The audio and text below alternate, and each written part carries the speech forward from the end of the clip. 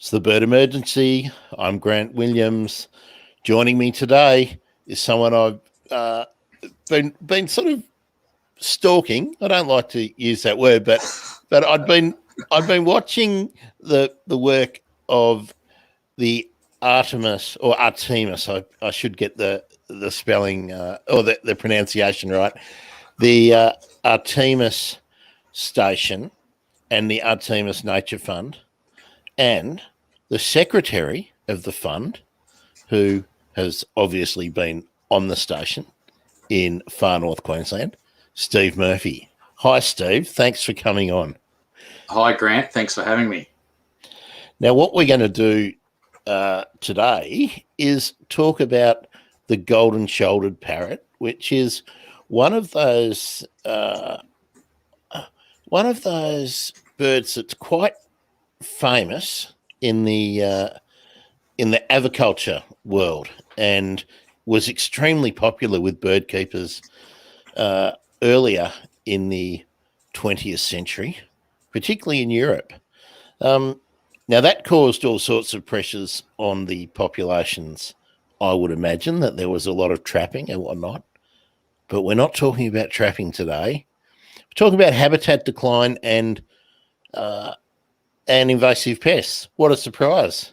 So, Steve, can you tell us about the Artemis station, what it does now, what's the operation, and why was the fund set up?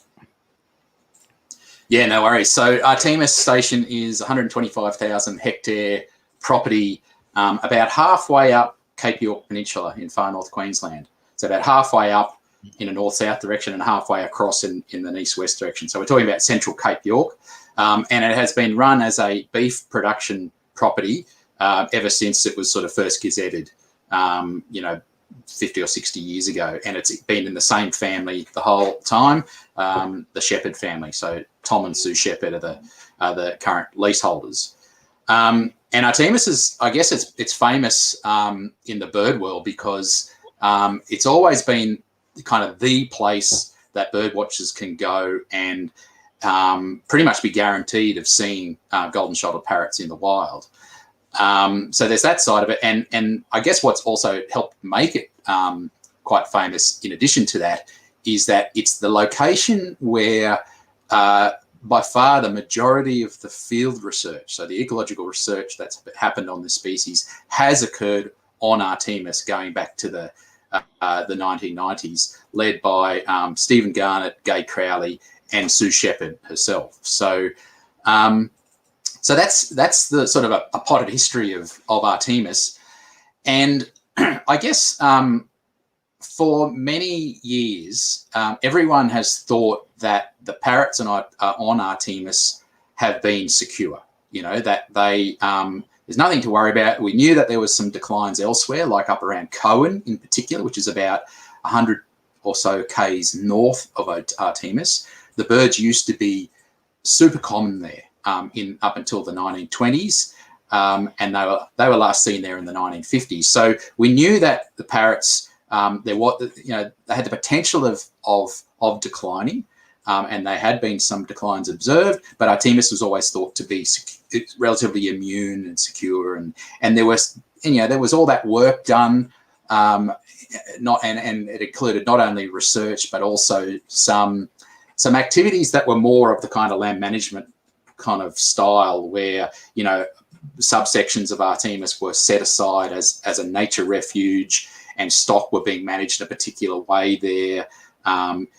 For the benefit of the parrots. And, back in the 90s, there was also a whole heap of, grant money come in to assist with cattle management by putting up fences and so on. So everyone thought, great, Artemis is cool. But, over the last few years, and I've been sort of traveling through Artemis and have known Tom and Sue for more than 20 years. I did my PhD research further north than there on up near Lockhart River. But so I knew Tom and Sue, so I'd sort of vaguely kept in touch. And it has become clear that the parrots on Artemis aren't immune from decline. In fact, they're heading down the same pathway as the birds probably at Cohen. And so clearly something was wrong. The management investment that had happened previously in terms of fencing and all the rest of it, and it was kind of a relatively, I won't say hands off because things were done, but it was kind of like, let's put up some fencing, let's manage the stock and everything will be right. That clearly wasn't working. And so a couple of years ago, I found myself in a pretty luxurious position of being given a position at the University of Queensland where I could basically develop any sort of high impact conservation project that I wanted. And so I started talking to Sue Shepherd then, and just to get a bit of a feel about what was happening. And what she told me was absolutely alarming. She said that she thought there was as few as 50 birds left, and she reckoned that certainly within her lifetime they'll disappear from the property. And for people out there who have met Sue, you'll know that Sue she's just no fuss. There's no hyperbole. There's no exaggeration. She is just a statement, matter of fact kind of lady. And when she said that to me, I was just completely floored and blown away. And so we decided then and there, I said, do you want to, let's try and do this. I've got a position for a couple of years. It's part-time at the moment, but let's try and develop it into something bigger. Let's try and do whatever we can to solve this. And that led to the establishment of the fund and all that sort of stuff. So before we talk about the birds, let's talk about what the habitat is there. What will a visitor see the first time they're there? If a visitor went to Artemis today, they would see a lot of tropical savanna woodland. If a visitor went to Artemis and could travel in time and went back 50 years, they would see lots of open grasslands. So there'd be open grasslands surrounded by sparse open woodlands. Now, and what we see today is totally different. Those grasslands have pretty much disappeared from Artemis altogether. And this is the places where the parrots nest. They use several different habitats, but those grasslands are some of the most important breeding habitat. Are the dominant tree species eucalypts, or is it a mixture of eucalypt, acacia, or melaleucas? What's the sort of the mix of the altered country, and is that different in terms of the percentage makeup of the flora than what it would have looked like if we time traveled back? 100%. So if you got a species list today and compared it to a species list from 50 years ago or 100 years ago, they'd be the same. The same species are there, more or less. But it's the composition or the relative abundance and density of the different species which has changed profoundly. And there is a suite of these invasive native woody plants that have done well out of the last sort of 50 years of land management there, and the leader in the pack is Melaleuca viridiflora, the broadleaf tea tree, and so people coming up there today would just see like areas of tea tree that you would sort of struggle to walk through with your arms open. It's that dense. It's incredible. Yeah. It seems a little bit incongruous, doesn't it, in terms of management, that for someone like me down south in the city, I've never been as far north as Artemis and certainly not up to Cohen. But to think that the management practices would encourage keeping the grassland open rather than allowing the invasive native plants to close it off. But that's really a function of station life in modern times, isn't it?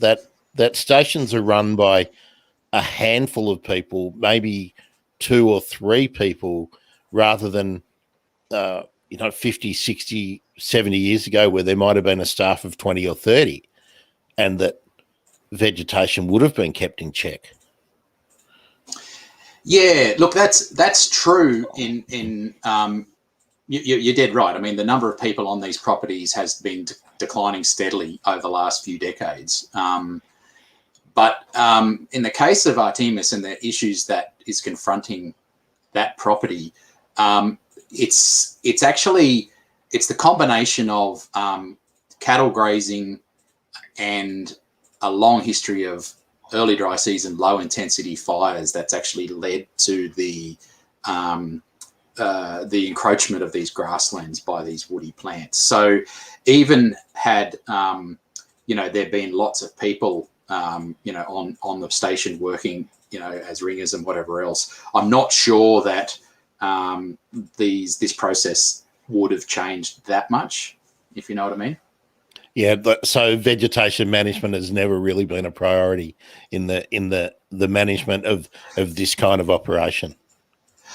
Well, it has. Vegetation management has been important to all station owners. I mean, that's kind of what they're there for. They talk about kind of grazing country in the same way as ecologists talk about habitat. So it's sort of that they are interested in vegetation management. It's just, I guess, this process has taken some years to play out, and it's really only kind of manifested itself in the chronic problem that it is in the last sort of decade or so, I suppose, in this area around Cape York. So yeah, I mean, it's interesting. The history of Artemis is one, like I mentioned before. There was some efforts to do some internal fencing on Artemis to manage stock better. That actually, in some ways, has perversely made the problem worse. So whereas historically, like pre-fencing, the cattle were just on the property and they were roaming around wherever they needed and wanted, and they were their distribution was dictated to by the availability of water. And then, come mustering time, when it was time to make some money, the station owners would go out on horseback and just find wherever on the property the cattle were and muster them in and so on. And it was thought that, okay, there'd be a co-benefit to the parrots and the cattle operation if we got some internal fencing and we were able to more closely manage what were perceived to be stock impacts at the time. But perversely, what's happened is it's allowed the intensification of grazing in some of these sort of internal paddock areas now. And so the problem that sort of is a combination of grazing, continually kind of reducing fuel loads, and then a sort of a desire to avoid intense fires has amplified the problem of vegetation thickening. So it's sort of interesting that there's this conservation initiative that happened 20 years ago, which has actually made the problem in some ways worse. So when we talk about burning for management, one of the things we need to consider is the practices of the settlers as against the practices of the traditional owners, the Indigenous people from the area. What's the relationship like with the traditional owners, and what kind of population? How many traditional owners are still on country? Well, to answer the first question, or last part of your question first. So Cape York's, I mean, it seems like everywhere in Australia has a different kind of history in terms of traditional owners and their associations, I suppose, with the colonists. And on Cape York, it was one of, and I'm speaking very generally here, but one of, dispossession of country, and people moved into settlements kind of within the region, or sometimes even outside of the region. And so I guess, for the majority of, this past 200 odd years, it's been a story of centralisation of traditional owners into communities, and they haven't had, much access to country. Now, over the last 10 years or so, zeroing in from those sort of broad sweeping statements around Cape York and narrowing it around the Artemis story, I guess it was within the last 10 years, there was a group of 5 properties were purchased from the state government and actually handed back to the Orkla traditional owners, who were pretty much living mostly in Cohen and Cooktown and Cairns and Mareeba and places like that. And so that's been a really wonderful kind of opportunity for those guys to get their country back and get access to country and start kind of managing and engaging with their country again. So they're the properties immediately to the south of Artemis. So the Artemis, traditional owners on Artemis are the Taipan people, and they are still living, as representatives of Taipan people living on another property called Mary Valley, south of Artemis, and also Laura and Queensland and those other places. And look, the relationship with Artemis is a very strong one, and it's based mostly on the history of cattle grazing, in fact. So like many of these properties in Northern Australia, Artemis, made use of and employed a lot of Indigenous people, particularly early on when there was a lot of, most of the work was being done with horses and that sort of stuff. So, so Tom and Sue Shepherd know know intimately many aspects of the culture of Taipan and Orkla, and know many of the people and all of the families, and are an incredibly well respected, almost I would dare to say as sort of almost like elders in their own community. So yeah. So it sounds like it's a really positive relationship, and there's obviously an emphasis on that cooperative management that the fund is promoting. So that's sort of a beacon for hopefully some other areas of Australia, but time will tell. Yeah. Time will tell. Yeah. Look, absolutely, and I need to acknowledge, so the Orkla properties to the south, they are very active in golden-shouldered parrot conservation and management. And to Orkla people, golden-shouldered parrots are called arwal. And Bush Heritage Australia have been working with Orkla for many years on developing healthy country planning or plans and putting in place both monitoring and management of that country to benefit the parrot. And look, we work really, really closely with Bush Heritage and Orkla through the fund, and on things like feral cat control and Sue in particular. Like, it's really important to stress that no one knows more about these parrots than Sue Shepherd. She has been she's lived on Artemis most of her life. She knows these parrots inside out. And so when Orkla were given that country back and they wanted to start doing work with parrots, Sue was the first person they contacted. And Sue's been absolutely critical in training up the rangers there on about how to find nests and all that sort of stuff. So, yeah. And we should note that apart from living on Artemis and co-owning it, Sue has sits on the golden-shouldered parrot recovery team and has authored some of the previous recovery plans. And look, I have to say it's a heavy-hitting management committee, isn't it, that you've got for the fund? I mean, you've got Gay Crowley, as you mentioned earlier, Stephen Garnett, Nick Leesburg, Kerry Wakefield, who is on Artemis, and James Watson and Patrick Webster. That's heavy hitting. It's so I think we can be confident that any works are going to be well done, and that we should get useful results, or we hope so. So let's talk about the bird before we talk about the methodology of the studies that you're wanting to do, Steve. Now, the golden-shouldered parrot is, I think most people will only have seen them in an aviary, and they're about the size of a red rump parrot, or a mulga parrot, or bluebonnet, but they've got a longer tail. So when you see them, if they flash by, they look bigger, but they're still quite a small bird. Mm. Yeah, that's right. So I'm just looking at some capture data now. Actually, we're talking about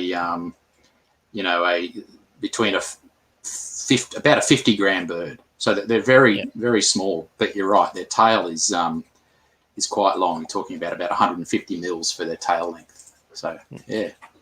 And apart from needing this specialised habitat with the optimal density and composition of trees, shrubs, and grasses, so open woodland, as we were, or open savanna woodland. That's probably the I'd probably summarise it by saying a mix of grasslands and sparse open savanna. Yeah. Okay. Now, what native mammals are there? Because we're going to talk about cats. So, has there been a real decline of the mammals that we would expect to be in as part of their normal range? Yeah, absolutely. So Artemis is no different to most other places in northern Australia that suffered particularly a sort of small to medium sized mammal decline.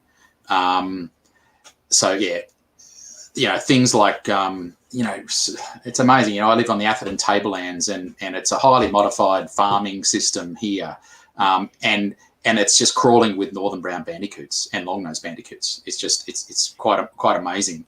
And as I drive up, and as I drive down the street here and I see roadkill bandicoots almost on a daily basis, I've never seen a bandicoot on Cape York. Well, in this sort of part of Cape York anyway. So things like really common species, they should be there, but they're not. I haven't seen a northern brown bandicoot on Artemis. But other things as well. They've completely sort of dropped out of the system. But there's some other native mammals that have done incredibly well. So agile wallabies are now, you can't even call them abundant. They're hyper abundant, and there are probably good reasons for that. Again, wrapped up in this kind of pastoral, history of managing the country. So it's been a bit of a sort of a mixed response to native mammals. Has the fox made it? Has the fox made it up that far? No, foxes don't occur anywhere north of basically the Atherton Tablelands. So it's actually a bit interesting. I know we're not talking about the Atherton Tablelands, but the Atherton Tablelands is one of the few places in Australia where you get rabbits and no foxes. And if anyone can answer why, I'd love to hear. Well, maybe that's a good project for someone to do. Look for some grant money and get going. Absolutely. Okay. What else about the golden-shouldered parrot is really specialised, Steve? I guess the main thing that's that really strikes you is that their habit of nesting inside termite mounds. So about this time of the year, the pairs will start visiting mounds and start excavating a small tunnel leading to a chamber inside the termite mound, in which they'll lay their 4 or 5 eggs and raise their young. So it's quite amazing. They're also one of 3 parrots that did this in Australia, and of course 2 now. Yeah, that's right. And of course, most famously, we've lost paradise parrots, which were very, very similar in many respects to golden shouldereds. And I think when we think about golden shouldered parrots, we've got to constantly remind ourselves of the story of paradise parrots, because it's a huge motivator for me when we've got the writing on the wall with golden shouldered parrots about how dramatic their decline has been. We shouldn't lose sight of the fact that we've been here before, and now is the time to do something. When I was a kid, Steve, we're talking 5, 6, 7, that was one of my fantasies, that someone like Vincent Saventi would rediscover an unknown population of paradise parrots, but in all that time, nope. No, So, I know. No. So tell me, Steve, before we get too sidetracked, how long is the nest tunnel, and what's the size of the chamber? How much excavating are the birds having to do? Yeah, so that it varies a little bit depending on the species and size of the termite mound, but typically the tunnel's about I would say about 10 to 15 centimeters long, and the cavity at the end's about the size of a large grapefruit, is the best way to describe it. Yeah. Okay. And let's just talk about termites for a moment. Invasive species of insect, I'm thinking crazy ant or fire ant, something like that, are they a threat to the termites, which in turn are a threat to the parrot? Yeah, not yet, thankfully. So there's none of those invasive ants. As far as I know, none very close to the area we're talking about. I mean, it's actually a good thing to keep in mind, though, that there are little pockets of them in far north Queensland and around places like Cairns. So being vigilant about that kind of thing is critically important, because as we've seen on places like Christmas Island, they're just an ecological game changer when an animal like that gets into the system. So nothing yet. So, but that's not to say that all is well in the world of termites. And I mean, the preface to what I'm about to say is that it's remarkable how little we know about the ecology of termites, even these sort of special ones that are associated with these charismatic birds. I've tried my best to find out some ecological information about a couple of the key termite species, and there's very, very little known. And yet, if we think about Cohen again, we mentioned Cohen as the place where golden shoulder parrots used to be really quite common. I know that Stephen Garnett and Gay Crowley went up to the areas where they were common in the 1920s. They went there in the 1990s, and not only did they find grasslands that were now woodlands, but they literally didn't find any termite mounds. So there's something quite fundamental about the way that these landscapes or these habitats are shifting, not only to influence things like predation dynamics, which is something we'll talk about some more, but also influencing some of these critical elements in the landscape like termite mounds. Well, that's probably a good place to talk about predation, Steve, before we go into sort of the nuts and bolts of the fund, and then what the fund will do. What we talked about cats, but cats aren't the major problem that you've highlighted. Who's done the work so far on predators, and what do you know? Yeah, so the work. I'm in a lucky position in some ways, because there's so much of that early work that was done by Stephen and Gay and Sue has set up this really sort of solid foundation upon which we can not only test ideas but actually also act. So all of the the knowledge about thickening and predation dynamics and the loss of some key grasses all comes from that early ecological research.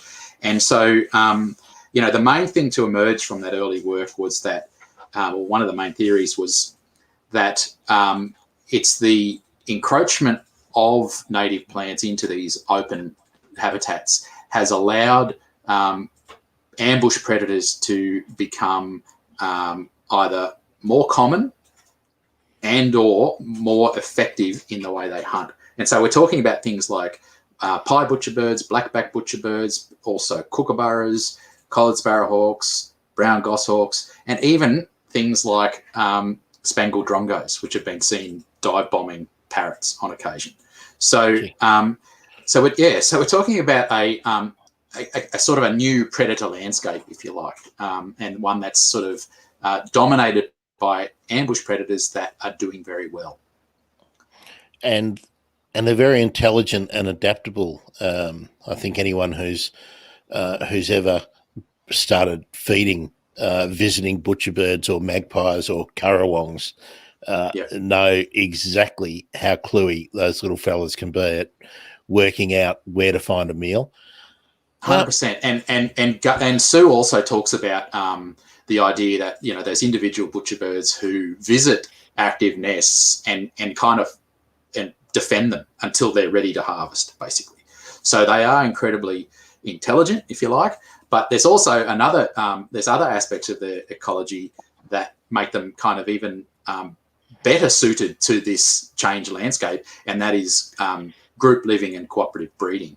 So we've started in the last 12 months trying to get a really accurate assessment of how many butcherbirds there are in parts of Artemis. And so we're doing things like capturing birds and colour banding.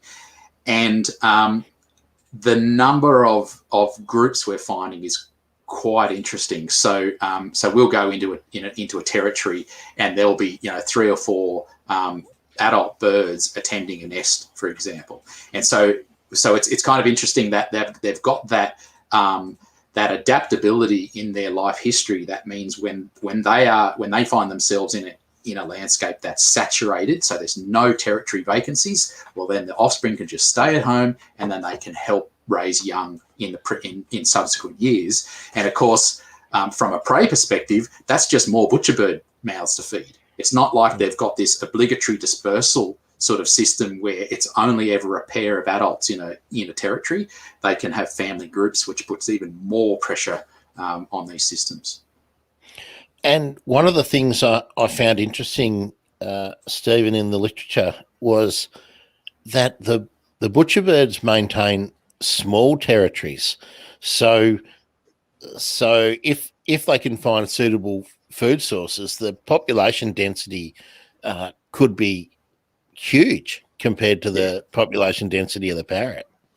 Yeah, absolutely huge. And this is stuff that we're working really hard on at the moment to try and trying to prove up or get really confident in our assessment of it. But the early work we've done suggests that yes, the home ranges are really, really small.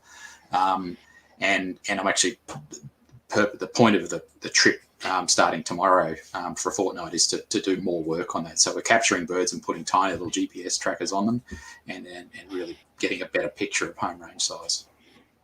Okay, well let's talk about how the study that you're about to start is designed. What are the methods that you're using to collect data? You've talked about bird banding and whatnot, but are you doing things like camera traps and even audio recording?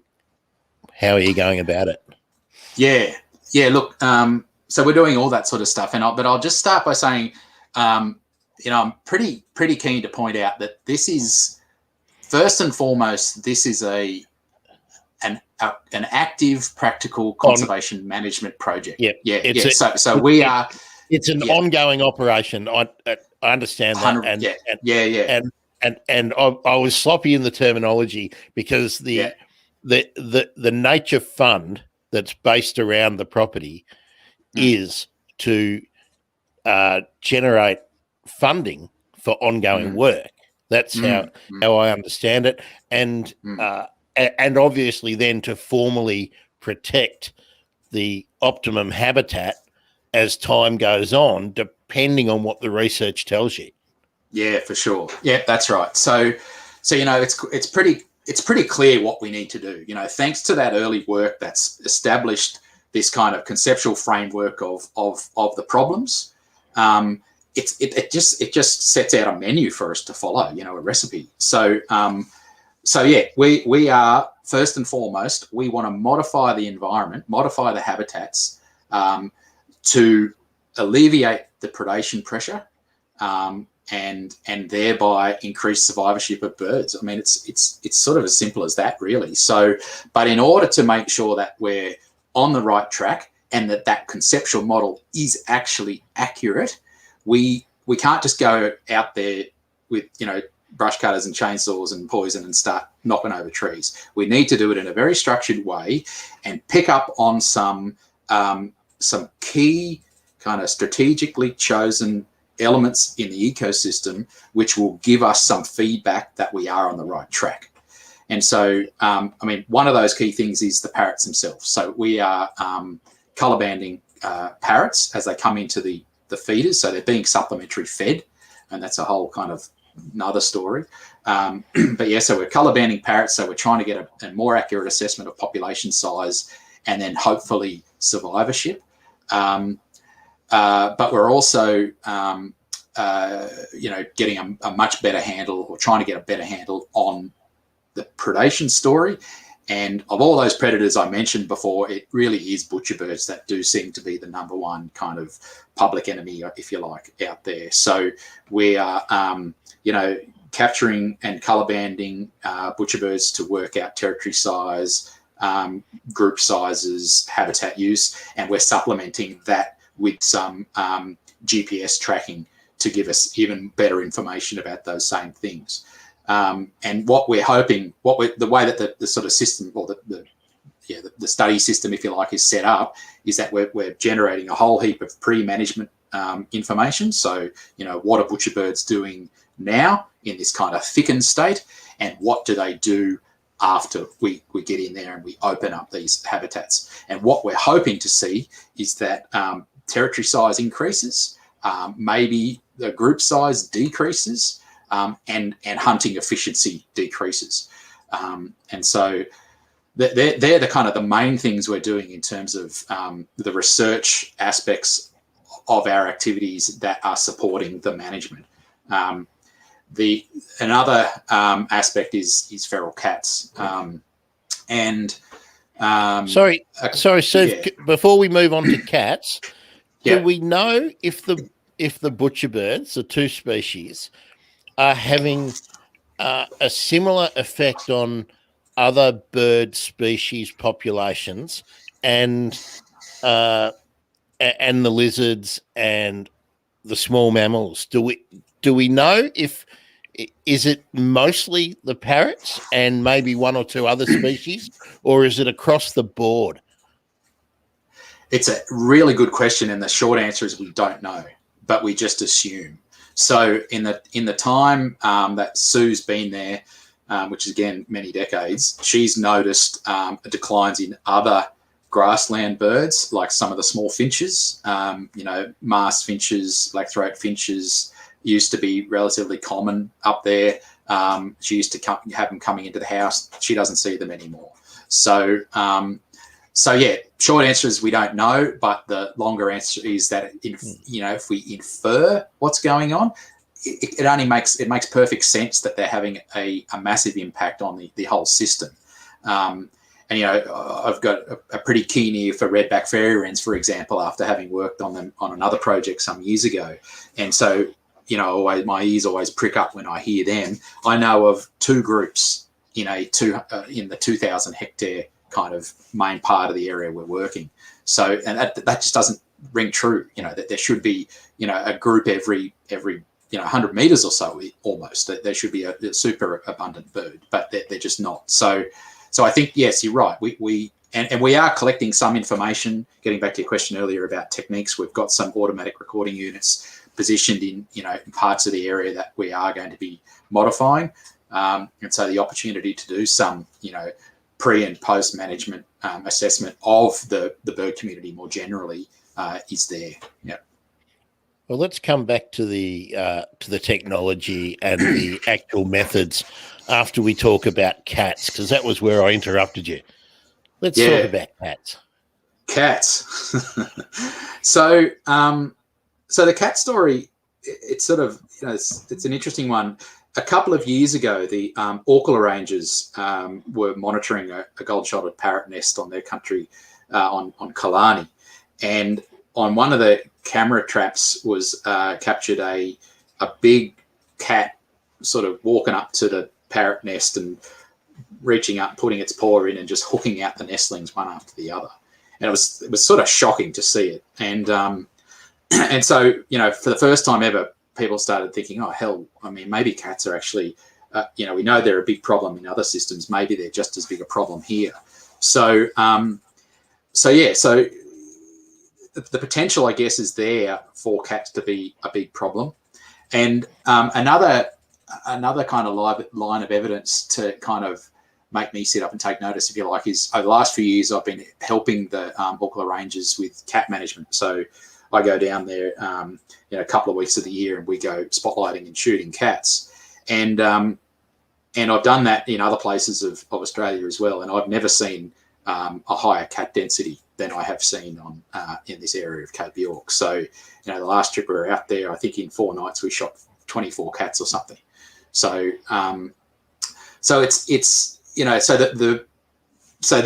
if you consider those things, right? So we've got a small population of parrots. We've got at least some cats who know about parrot nests and how to, go and get a feed, and we've got a high cat density. So that, to me, spells trouble. And one of the things that we're particularly aware of, I guess, is that, once you start talking about going in and manipulating habitats in the way that we're doing, you could end up with a perverse situation on your hands where you've actually made things better for cats. So, and if you think, for example, we're going to go into these areas that should be grasslands, and we're basically going to clear all the trees on them to restore grasslands. And by doing so, we're going to create an edge. And we want to know, is that edge then going to be a hotspot of cat activity? Because the last thing we want to do is draw more cats into an area where there are only a few parrots. So to keep a bit of an eye on that, we are capturing feral cats, and we're putting GPS collars on them. And those collars will last about 18 months, and we're going to be able to get the same sort of information, pre-management information and post-management information. Are we attracting cats to these areas? Because if we, there's no point burying your head in the sand over this stuff. If it's going to happen, we need to know about it, because that's the only chance, way you're going to have a chance to act on it. You sent me back to the mid-'80s there, Steve, to geography and environmental science and the edge effect. Sorry. Yeah. It's a powerful thing, especially when you're talking about cats. Yeah. And I think it's so obvious that we often don't think about it. It's not front of mind whenever we talk about because it has a reverse effect, the clearing, but also re-establishing habitat. We're playing around, and look, that's right. The thing I really like about the Artemis project, for want of a better term, is that you are doing the baseline study and not assuming what you need to know, and you're working off some really great work that's been done over decades.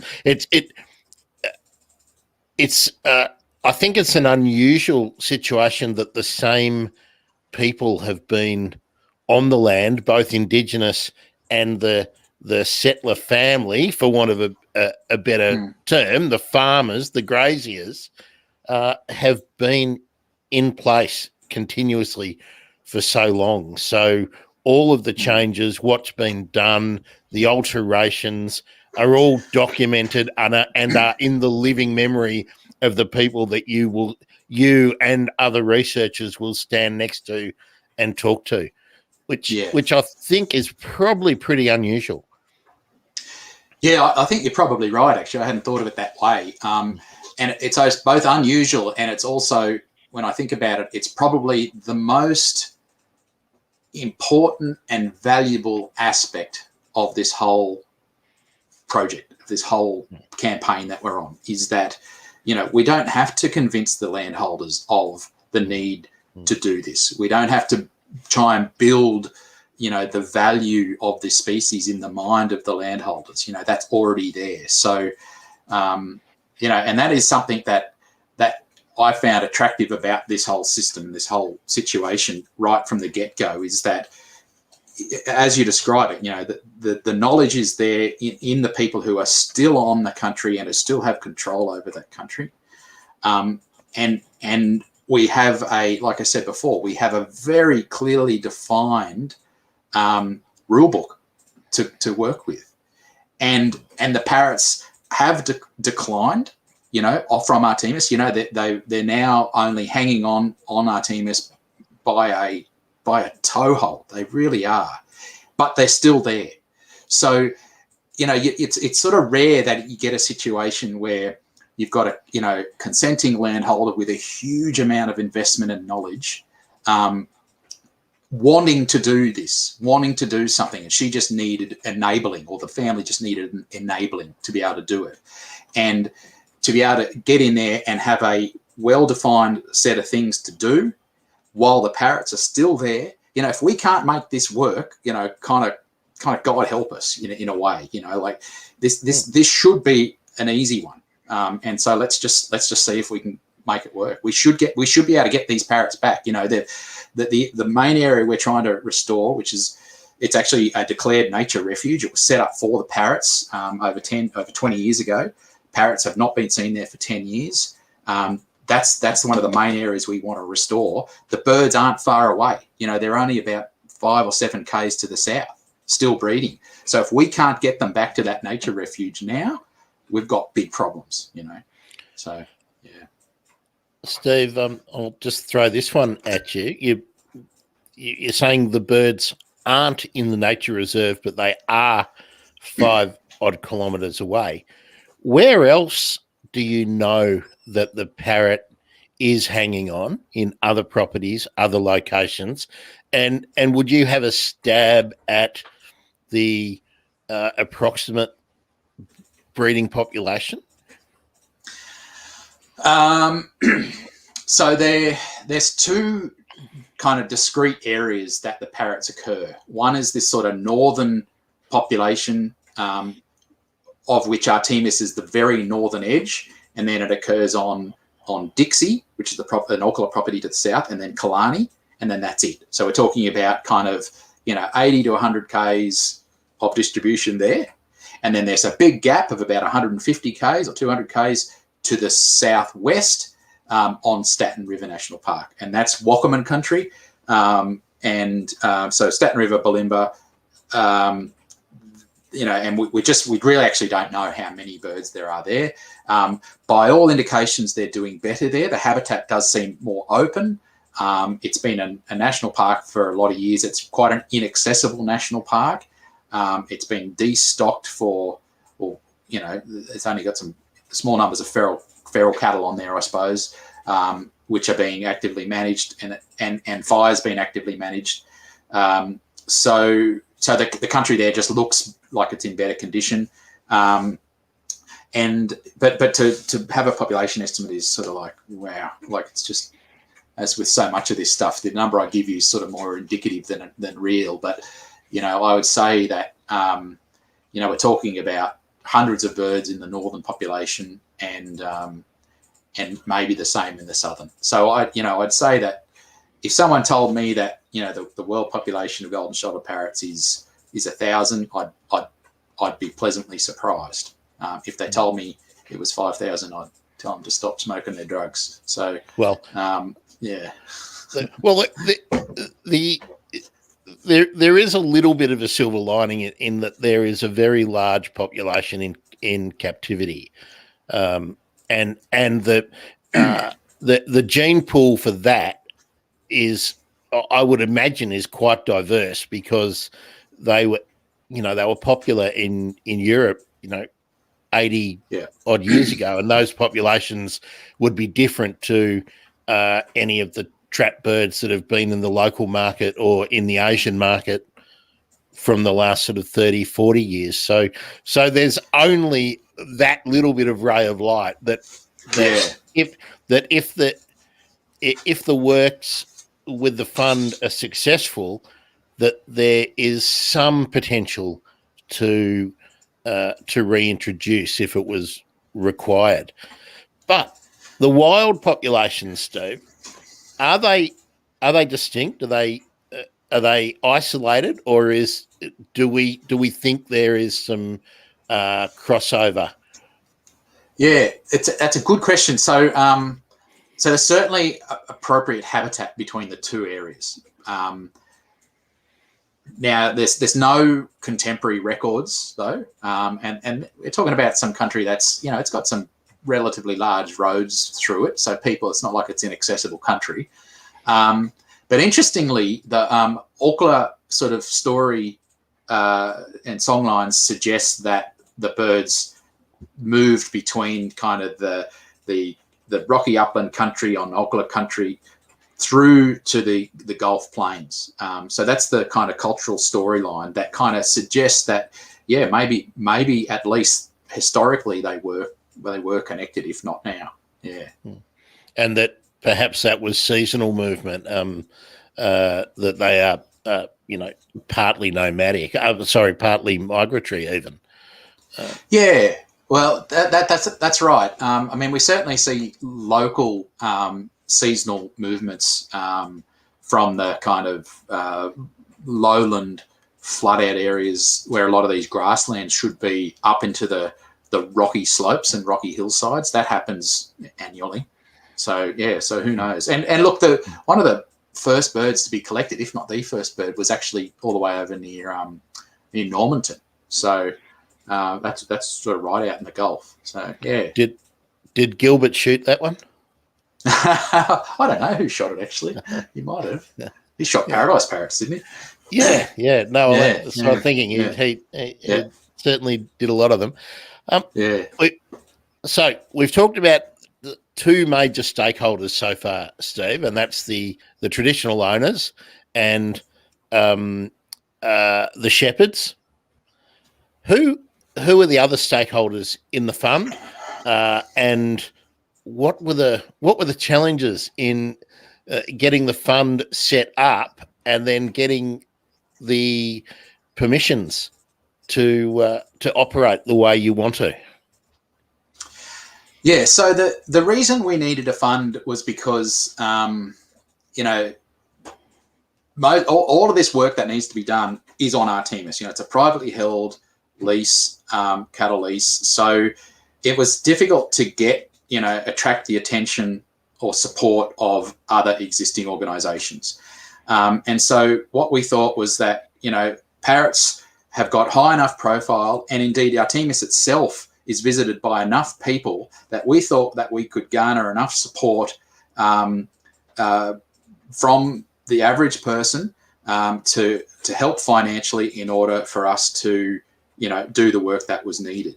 And so that's when we thought about the idea of establishing, an entity, and that sort of helps separate, the activities of that we needed to do around the parrots, from the farm. From the farm, yeah, that's right. And people need that kind of that degree of confidence and separation. And indeed, Tom and Sue themselves wanted that separation. And it also meant that we were able to approach groups like the local natural resource management group and say, hey, this is what we want to do. This is what we've done. This is the entity we've set up. Can we have some funding? And they've been absolutely fantastic in providing us with some support. So I started, working through my networks about, talking to people who have been involved in similar stuff like this. And it led me to a guy called Jim Phillipson, who lives in Victoria, not far from where you're sitting, and has... I know his accounting practice well. Do you? Eastern Victoria, Phillipson's is one of the giants. There you go. Go. Yep. So Jim is absolutely tremendous. So passionate conservationist and a strong believer in ground up conservation activities, and he's been incredibly supportive and helpful and outright just helping us out with all those sorts of governance and accounting kind of mechanisms and institutions that you need to establish a fund like this. So we've pretty much got world's best practice accounting behind this fund, which was really, really important to us from the get-go. Partly to make our lives easier, and also just again to build the confidence in people who might consider supporting us. Are donations to the fund tax deductible? Well, good question. So given we're only a very young entity, we haven't got deductible gift recipient status ourselves, because it actually costs quite a bit of money. I think it's about a $10,000 setup, and it's about $10,000 annually. So we've partnered with Landcare Australia, and what that means is that they've actually looked at who we are and what we're trying to do, and they've kind of given us their endorsement. And so people who are looking for tax deductibility can donate to Landcare, and then Landcare, as being kind of like a partner, Landcare will then direct the funds to us. Yeah. So that's great, because that's always an important thing, especially when it comes to corporate donations. They generally want the tax deductibility attached. So how was it dealing with there's a number of government and quasi-government bodies that you're partnered with. You've got the university, obviously, which is providing yourself, I'm guessing, and some of the other members of the management team. You got Landcare, as you mentioned, but you've got the Queensland government, water and land conservation, and you've got the National Environmental Science Program, and of course the body of Cape York Natural Resource Management, and you've got the TOs. So how difficult was it meshing all the permissions you needed to satisfy all those institutional stakeholders who are lovingly called partners? Yeah. Look, it sort of wasn't that hard, really, because they're all in there and they're listed as partners and they're all involved for very specific reasons. So I think once you get an external party involved for genuine reason, then the partnership just is what it is. It's genuine, So take, for example, the Queensland Water and Land Carers Association, which is associated with Landcare. They provide us with our insurance requirements. So they learned about what we did. We put in applications. We talked to them. They said, "Yeah, you align with our values and what we are here for. We will give you insurance." So that's an example. So it's a really practical, tangible thing that they're contributing, and so the partnership's just built on that. So for someone like for NESP, the National Environmental Science Program, one of their flagship projects, led by Professor Martine Marin at the university, is declining woodland birds, and that's got a very, very strong Southern Australian focus. And I began talking to Martine about this Artemis situation a couple of years ago, and she was really excited by it and said, "Look, this could actually fit nicely into our existing woodland bird project." And so it did. It just slotted in nicely. We received some funding from NESP, and away we go. So again, it's this sort of really genuine, needs-based relationship that we call a partner. So so it's actually been probably not as unwieldy or complicated as you might first think. Yeah. Now we did touch briefly on this before we pushed the go button when we were getting to know each other, Steve. Dealing with the government and destroying native vegetation. Tell us about that. Yeah. Well, isn't it interesting? So here we are talking about conservation and threatened species recovery, and we're also talking about getting out the chainsaws and clearing saws and herbicides. So we are clearing native vegetation. Let's not mince words. The nuance is that this is native vegetation that is out of balance, that is encroaching onto a highly threatened ecosystem, which is the grasslands of Cape York. So all along, no one has ever questioned the motives behind what we're doing, what we're proposing to doing, and why. And that's partly because it's been written into every species recovery plan that's ever been written about this species. The need for maintaining an open structure of habitat. And I guess the thing about our work, though, is that for a long, long time, people thought that open habitat structure could be maintained purely by the use of fire. And it's very, very clear that, the system has changed so much now that even the hottest fires won't reset the system back to an open state, and that we need to, roll up our sleeves and get pretty serious and pretty aggressive about some management actions early on in the piece, and that involves clearing trees. So one of the things that we decided to do very early on was be 100% compliant with state legislation around vegetation management. And so, in Queensland, we have the Queensland Vegetation Management Act, which basically prevents people from doing what we were proposing to do, and for good reason. So we wanted to, get a permit, and I thought that might take a month or two. And in fact, it took nearly 2 years to get the approvals to undertake the proposed habitat restoration works. And we were able to invoke a part of the Act that is going to allow us to do it. And look, I've got to say that the department has been, it's the Department of Natural Resources, that's the sort of the department responsible for administering that Act. They've been incredibly helpful, and I think they've learned as much as us actually about how we can kind of navigate our way through the Act and remain compliant in a situation like this, which is clearing for conservation, basically. So, and I understand why they've needed to be very, very cautious. The last thing they wanted to do, and certainly the last thing we wanted to do, was to set up some sort of precedent loophole, to allow farmers to go out and clear wholesale with some sort of spurious claim to conservation benefits. So we've tiptoed our way through the Act with the department's help very carefully, and we've arrived at a situation where we're going to be able to do this work. It's very, very prescribed, so it's very, very spatially explicit. We've been able to provide evidence to the department about what it looked like before, and I must acknowledge the help of the Queensland Herbarium in this as well. So in Queensland, we have this kind of all of the Queensland's, or much of the Queensland's vegetation management comes back to this data set called regional ecosystem mapping, and that's like the benchmark for habitat in Queensland.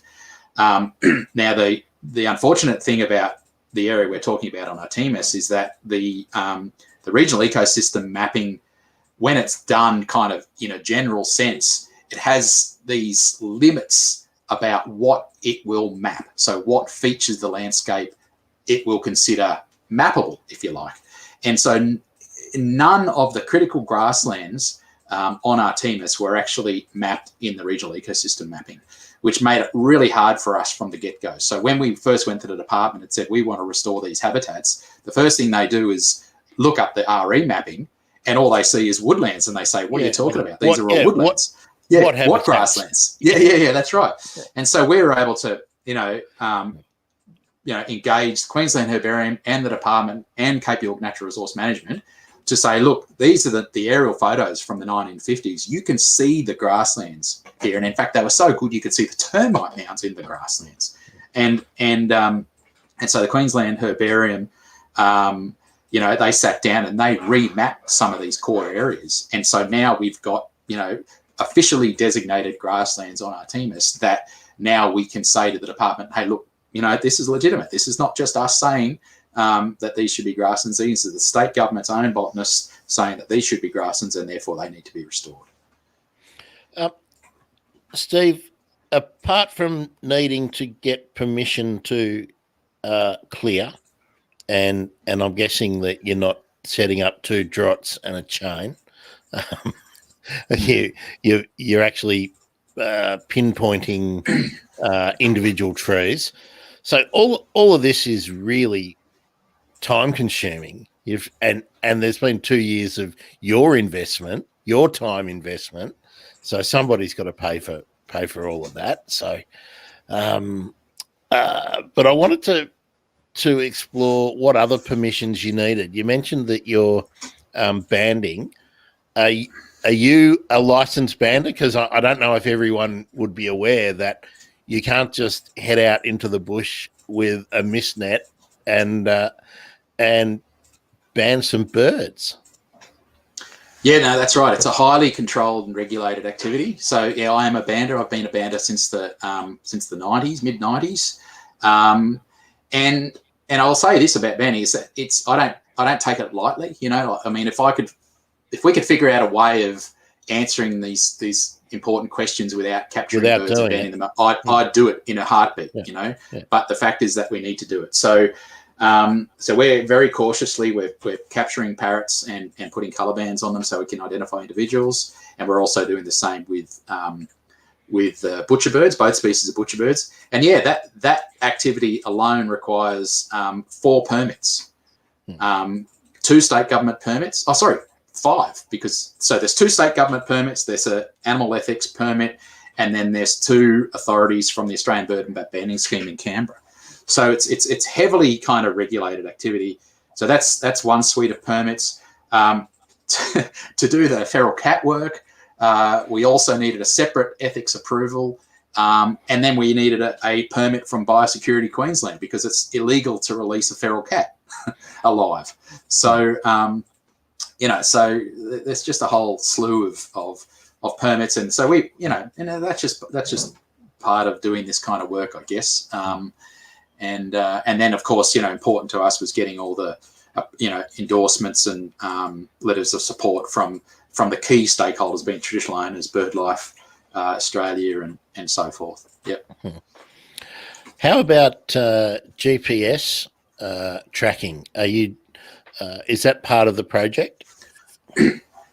Yeah, so GPS tracking is a really important part of the project, and we're doing it on the butcher birds, and that's to better, I guess, get some really detailed, better information about home range and habitat use that the colour banding can only go so far to help us with.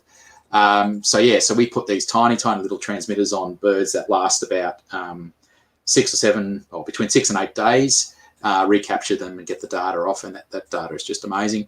And we're also at a particular part of the year when it's safe to do so, we're also proposing, we haven't done it yet, but we're proposing to do the same for the parrots. And the idea there is that we really need to understand how reliant individual parrots are on supplementary feeding. So how far are they coming to feed? How are they spending their time if they are feeding? And how can we use supplementary feeding potentially to help us recolonize some of these habitats as we go about restoring them? It's really impressive, all the issues that you've been thinking about, Steve, and have taken into account in designing the study. So I think I certainly wish you well, and hope that it's hope that it provides all the information that we want. What's the timeline now, Steve? So thanks to COVID and some permits that were a bit slow to come through, we are behind schedule a little bit. The big push for us at the moment is that come July this year, we want to start the actual habitat modification work. We want to start the clearing. And it's an interesting project in some ways because it's sort of there's a tension that exists between doing the science really well and thoroughly and just getting in there and doing the management. And so, if we wanted to do the science properly, I don't think we'd be ready to do it this year. We might not even be ready to do it next year. If we talk about things like sample sizes and proper replication and all that sort of stuff, like we could measure this stuff till the cows come home or the parrots left would be the case, like that. We just would run out of time. So, we've accepted some funding and have got commitments to actually start the habitat work this year. And look, frankly, I want to. These birds, we don't know how long these birds are going to be. This little residual population is going to be in Artemis. So we want to get in there and we want to get this work done. And so we've got this balancing act at the moment to work as hard as we can doing that kind of baseline pre-management science ahead of the actual, I won't say the real work, but the management work starting in July. Yeah. And that's one of the compromises that is present all the time when you are comparing pure research and on the ground management. There's compromises in where the money goes. There's compromises in allocating the time, and in determining what the desired outcomes are. So, one of the reasons for doing the podcast, Steve, is just to continually throw these things up, because I'm sure there's a lot of people like me who were just deflated and exasperated every time you start reading the conservation news. So we need to be aware of work like you're doing, and then supporting it. So of course, Artemis, artemis.org.au, and put some of your readies into the project. Steve, if you don't mind, because time's getting away, we'll move into the Steve part of the show, and that's the least interesting part of what you want to talk about, I can assure you. I'm not sure about that, Steve. Look, you're at the University of Queensland now. What was the most significant beginning point of your academic career? Well, I don't consider myself having an academic career, to be honest. I'm sort of a hybrid between a land manager and a conservation scientist, I suppose. So, look, I don't know. I mean, my PhD was really formative, which is a kind of a Nazi thing to say, because it is for everyone, I suppose. But that really opened my eyes up to issues around fire, in particularly, and land management, and that really kind of whet my appetite in terms of wanting to be involved in projects and programs that were not just doing research and measuring and monitoring. The thing that really floats my boat is getting in there and manipulating the system in the ways that we think it needs. And so my PhD, which was on palm cockatoos on Cape York, really was a good taster for that. And then from there, I went and worked for 7 years with Australian Wildlife Conservancy up in Mornington in the Kimberley, and helped establish some of those programs up there. And that's where, that kind of that interest in wanting to manipulate systems, in the directions that we think they need to go for conservation outcomes. That's where, those interests really flourished, because, AWC was a tremendous organisation to work with, because that just had such a can-do attitude. What's the problem? What's the solution? Right? Let's just hook in and get it done. And I spent 7 years doing that, and learnt a huge amount from my time there. So yeah. Listeners overseas might not be aware that Australia is a federation of states and territories that all come together and form, sit under a federal government. So what, in your experience, Steve, what are the differences between the work you did with AWC and what you're doing now, Western Australia and Queensland?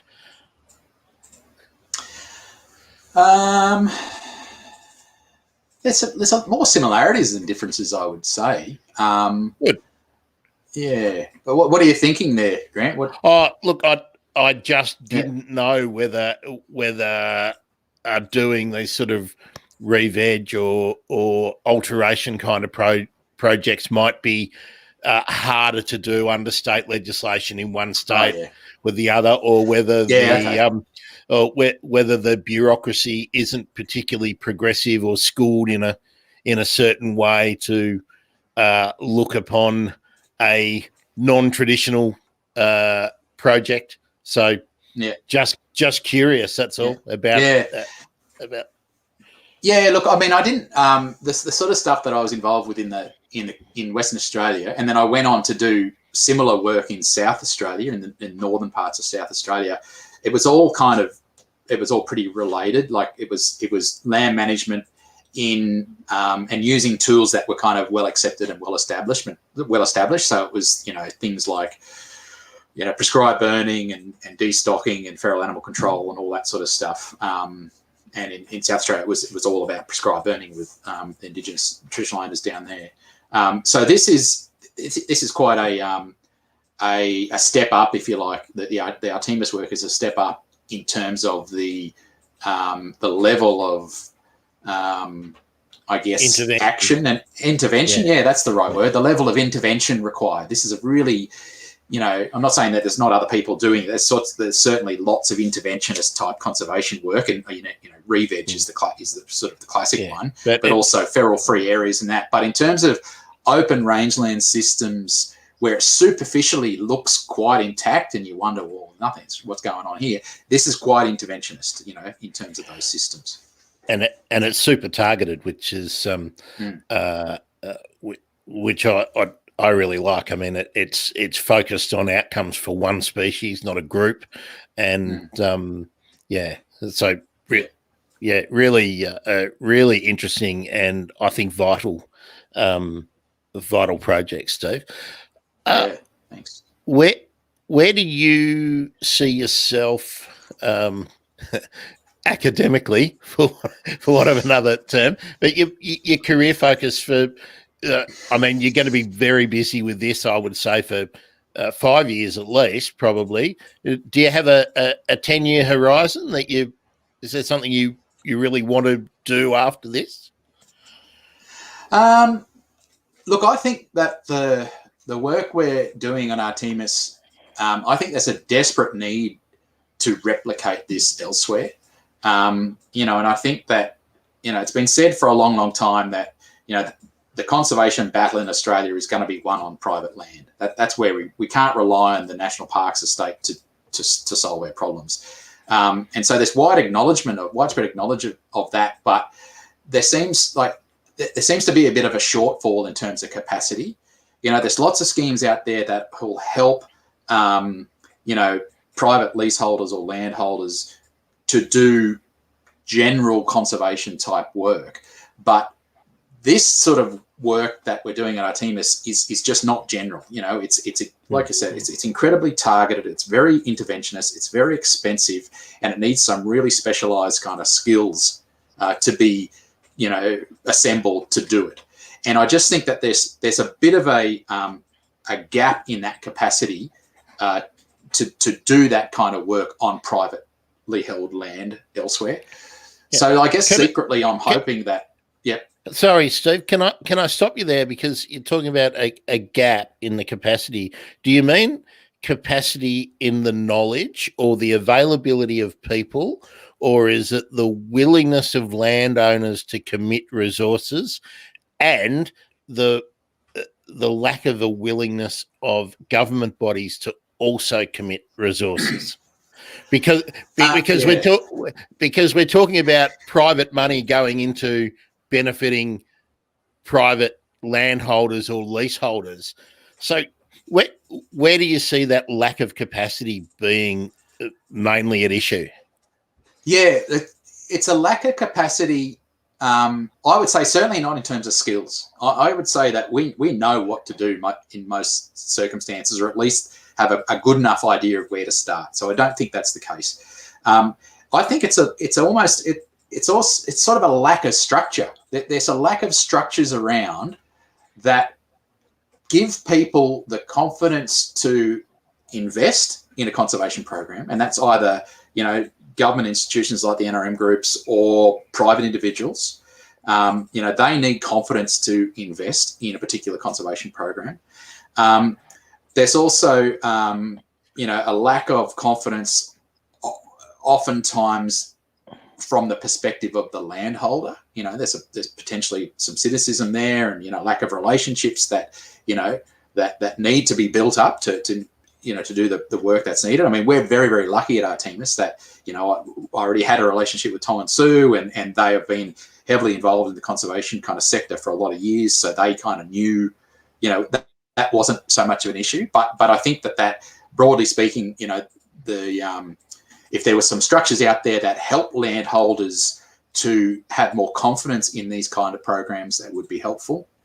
And then, just universities, the university system has, I guess, traditionally been a little bit reluctant to support, highly practical kind of outcomes-driven conservation work. And, it's all about, novel research and all the rest of it, which is really, really important. I'm not trying to say it is. But, if someone, I'm kind of lucky that my boss at the University of Queensland is motivated mostly by conservation outcomes. He just wants to see good stuff being done, and will remove the roadblocks that exist, in order for it to happen. Now that's actually quite an unusual situation to have, and I think universities are very well placed to be able to do more of this kind of work, and wind back the focus on novelty and publications and all the rest of it, and just let's establish a new set of metrics here about what is really meaningful and worthwhile in conservation science.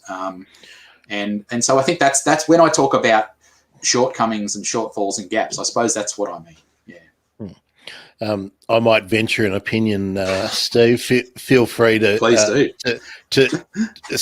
Feel free to not comment.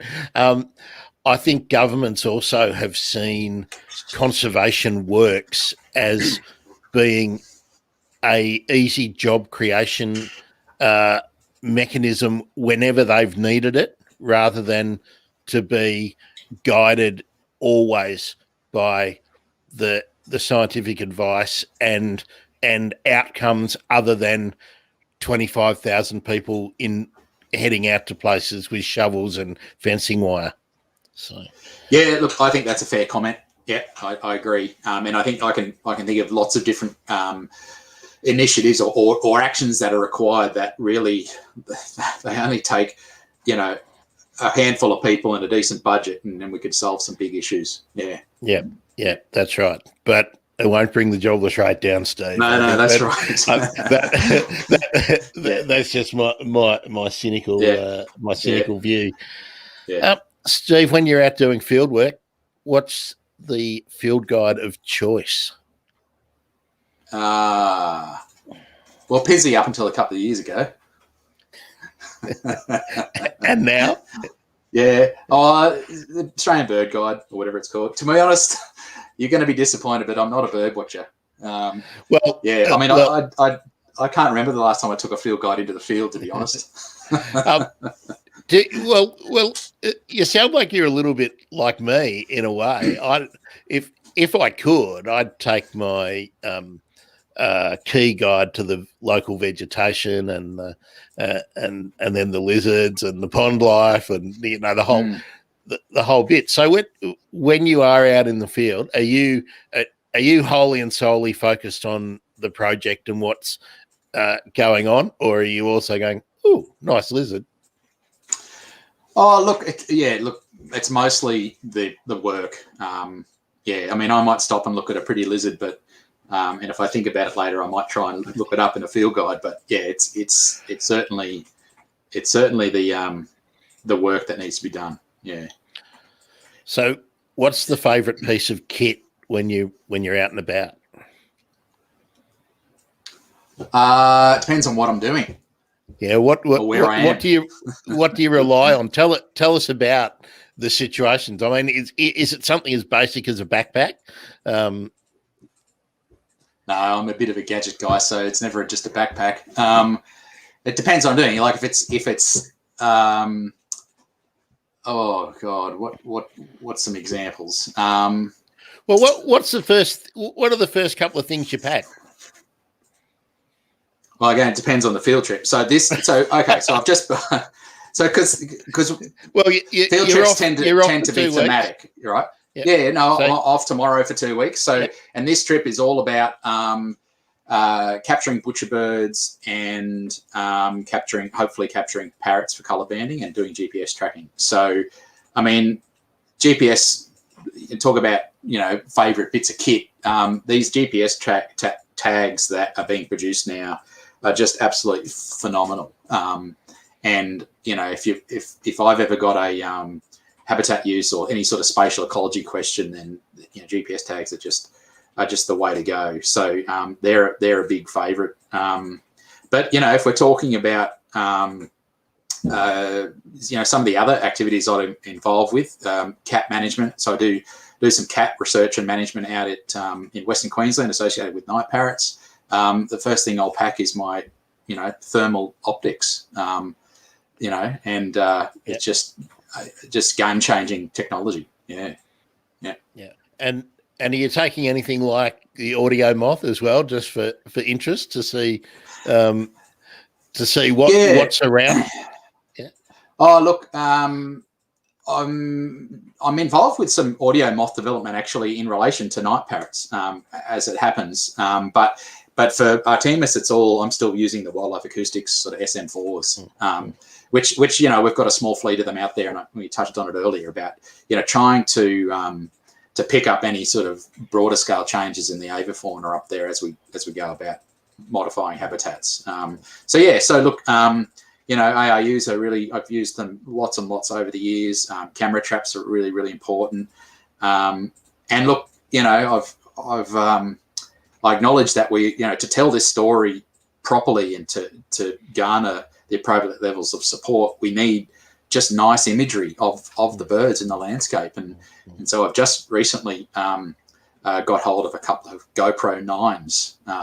So I'm really looking forward to giving them a bit of a road test on this next field trip. Yeah. I'm still working with the Hero 3. Okay. Well, you probably know more than me. I was struggling to turn it on the other day when I received it. So, but Sue's been out in the last week, and I think she's up to about 7 active nests. So, so I'm hoping, we can set some little GoPros up on some of them. We should have some nice imagery to share on the website when we get back. Oh, that's great. That's great. Well, you mentioned that you're not a birder, so I'm not going to ask you what your favourite bird is, because you're going to tell me the golden-shouldered parrot, probably. Oh, probably wouldn't, actually. Actually, good. Hang on, ghost bird. It's going to be the ghost bird, is it? No, black-shouldered kite. Black-shouldered kite. Oh, yeah. Well, exquisite. Yeah, they are. Actually, that was a favourite of mine as a kid, because they were so prolific down in southern Victoria, and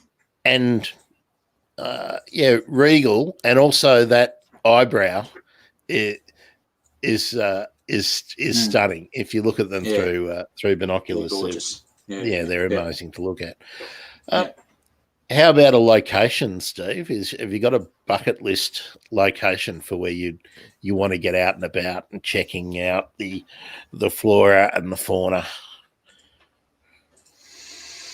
I've been pretty lucky, about where I've been able to work and visit and live.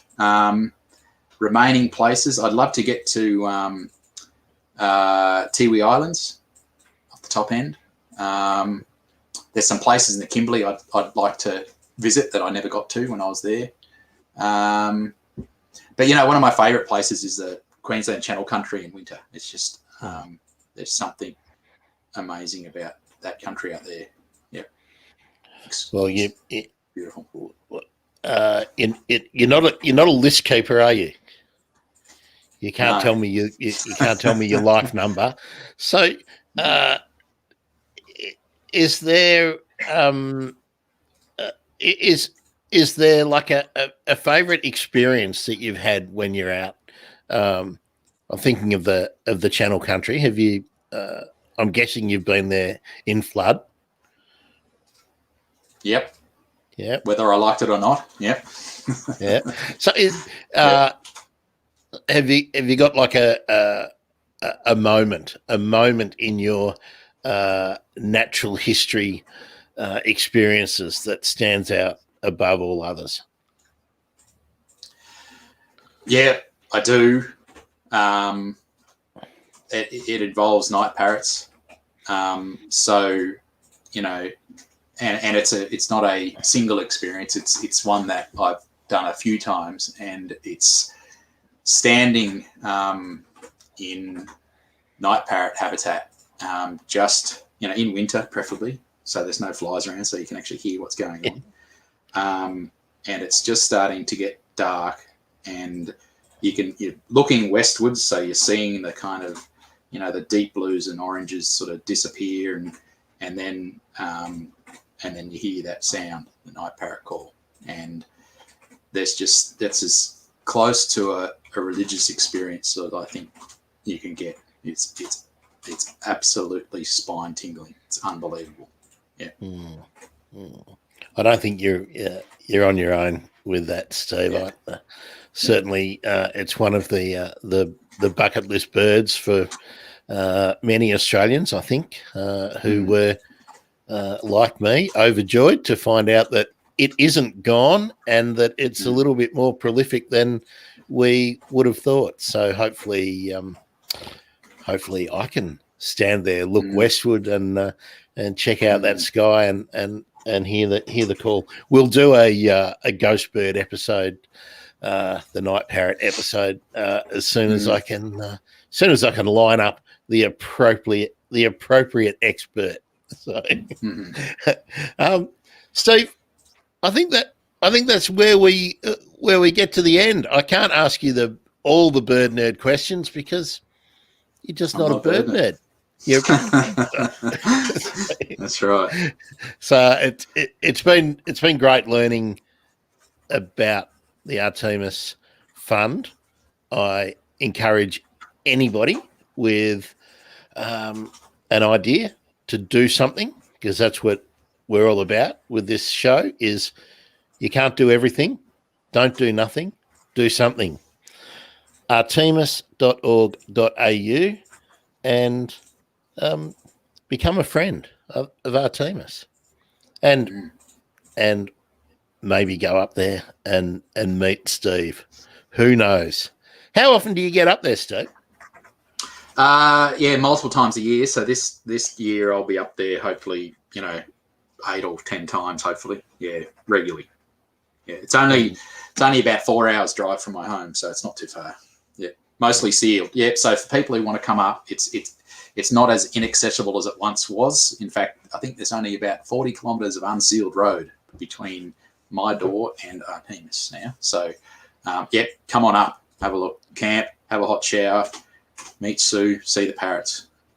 Terrific. Well, Steve, I'd like you to perhaps have a word with Sue and see if she might like to speak to us when World Parrot Day rolls around. I think she'd be ideal to have on a panel. Maybe I'll mention it to her. I reckon I know what she'll say. Bugger that. Exactly, something like that. Yeah. I haven't got time for that. Yeah. Okay. Well, very good. Steve, thanks so much. I'm kind of in awe of the planning and the project in general. I think it's going to be a beacon in the future for the way to go about things. Enjoy your field work in the next 2 weeks. Yeah, thanks very much. I'm Grant Williams. This has been the Bird Emergency. Thanks for listening.